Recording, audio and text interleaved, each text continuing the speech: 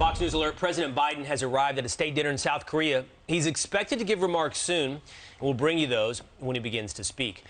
But one noteworthy piece of news already from this trip is that Beijing launched military drills in the South China Sea, buzzing Taiwan with multiple fighter jets, bombers, and other aircraft. So how does this impact the rest of Biden's trip? Let's ask former State Department spokesperson Morgan Ortagus. Good morning, Morgan. Hi, Will. Help us read into this. There's a lot of ways in which adversaries and global powers communicate. What is China communicating with buzzing Taiwan in the middle of Biden's trip? So they do these sort of military drills often. The drill itself isn't unique, but as you pointed out, Will, this is certainly meant to send a message, right? And so these were done, and Taiwan had to scramble their own aircraft in response.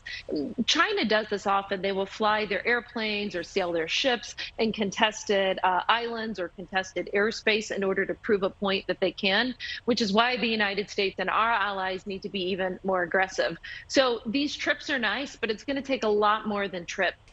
In order to get our allies on board to be an effective deterrent to the Chinese Communist Party. You know, we're going to have to do things like make sure our critical supply chains are based here in the United States. Our viewers may not know it, Will, but 90% of our vitamins and our antibiotics are made in China today. It's things like that that both parties in the United States have to tackle if we're going to be serious about countering the threat of the Chinese Communist Party.